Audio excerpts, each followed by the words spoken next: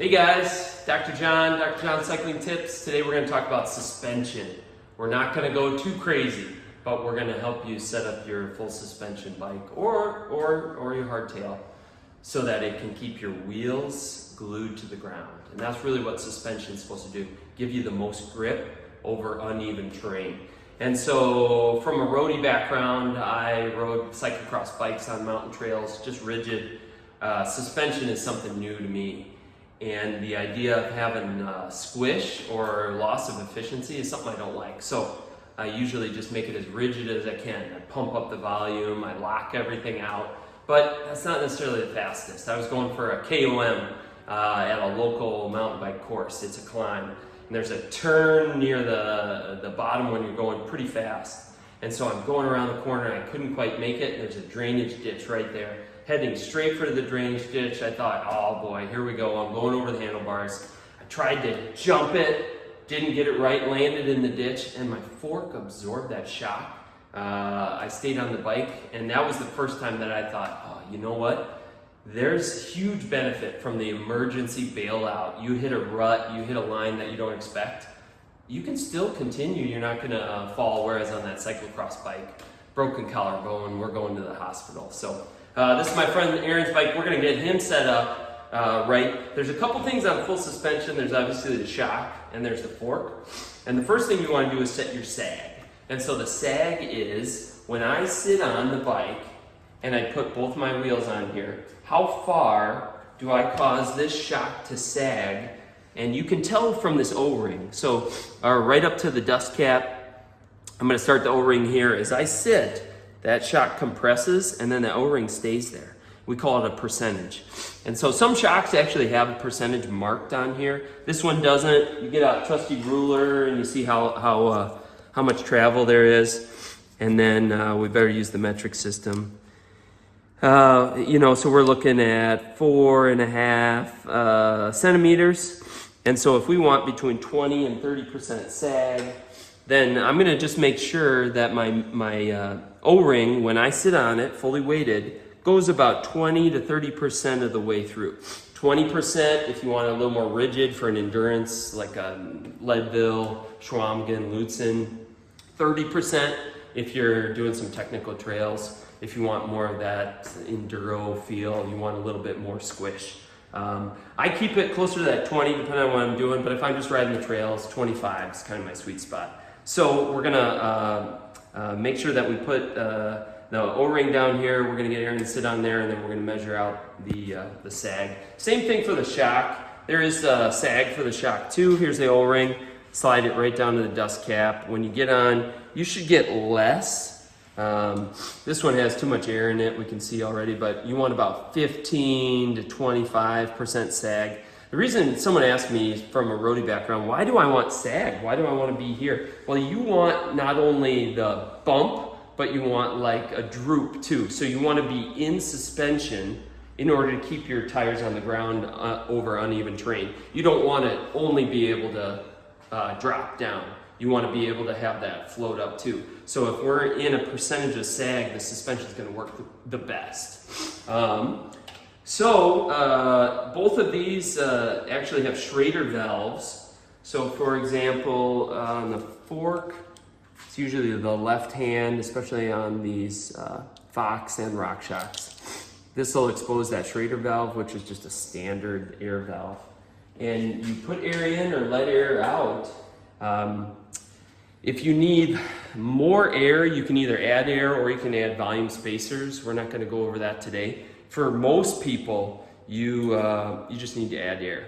How much air? Well, this is where the manufacturers really come in handy. They typically put a sticker on the shock when it's an OEM setup. And once you know your weight, it's going to give you a great range of where to put your air. So for Aaron's 185 pounds, we're going to be looking at roughly 82 to 95, or this is 86 to 96 PSI. So, somewhere in that range, we might go around 90, right in the middle. And then for most applications, that's going to be perfect. If he was doing a race where more endurance, We might put a little more air in, just so it's more efficient if it's not fully locked out. So these shock pumps have a high pressure valve. Put that on until it seats itself. And then, so right now we're a little too much, like we thought. So that's 50, 60, 70, 80, 90. I'm gonna go right around 90 PSI. A little bit comes out when you release the valve, so you might start a little bit above. There. And then don't lose your cap. It's always good to put the cap back on.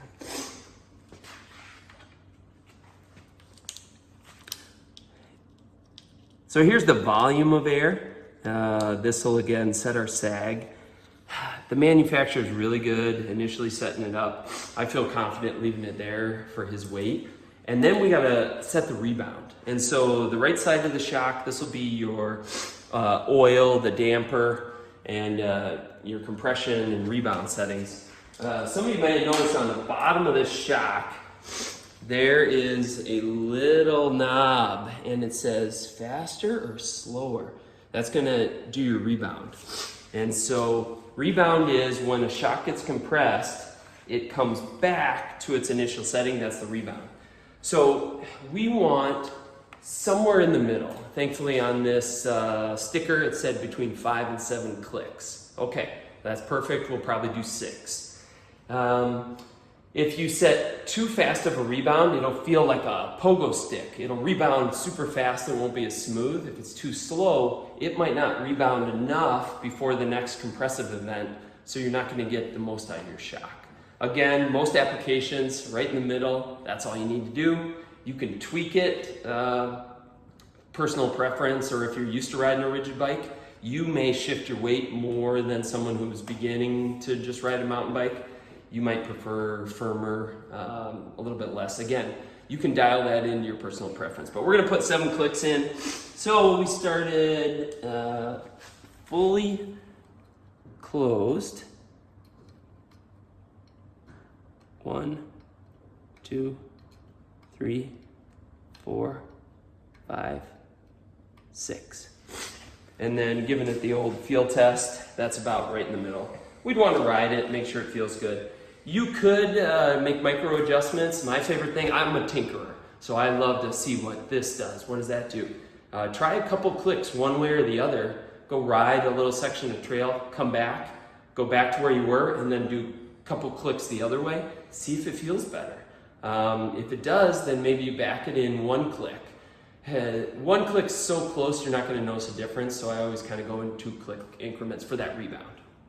All right, so I feel pretty confident, even without getting on, that we've set up the sag, compression, the rebound for the shock for most applications. But we need Aaron to hop on, and we're gonna set the sag and add some air probably to the shock.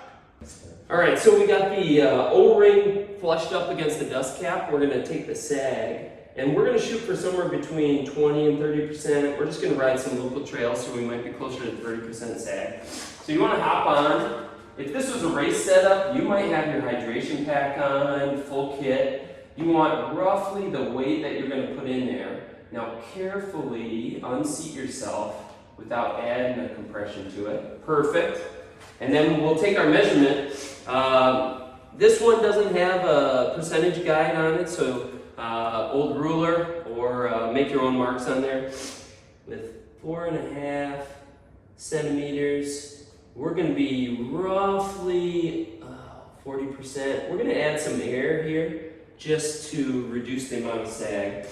So we've got about 40% sag. We're going to add a little air to it, find the Schrader valve. I should say this is fully open when you're setting your sag. You don't want to have any sort of lockout on there. So we'll undo the cap. It's just a Schrader valve. Shock pump will do it. It's got a high pressure valve. These shocks will typically take more air than your forks. They usually put a max PSI on here. We're just going to see where we're at now.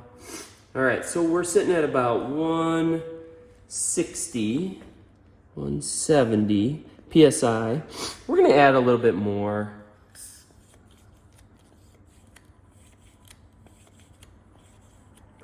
Now, some air gets released when I unscrew this, so I'm gonna add a little bit more than I normally would.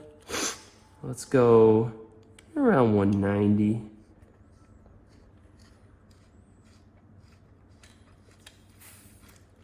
And there's that air that gets released.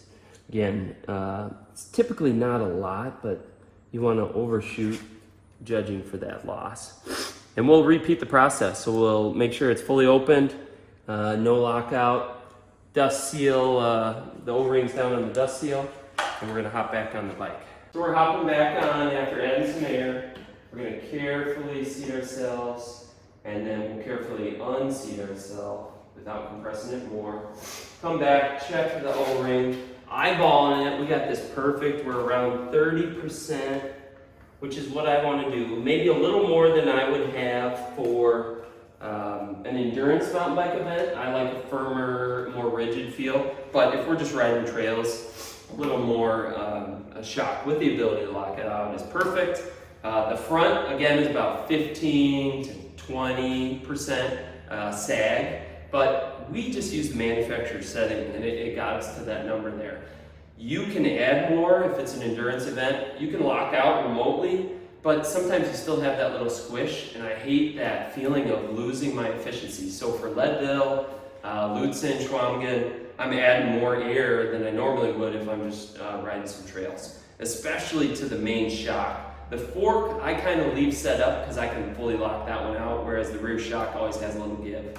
It will have that safety valve where if I hit a big hole that I don't see, it's gonna break through there and keep me from going over the bars. But if you set your shocks up properly, it'll keep those rubbers glued to the trail, and that's really what's gonna give us the advantage, technology.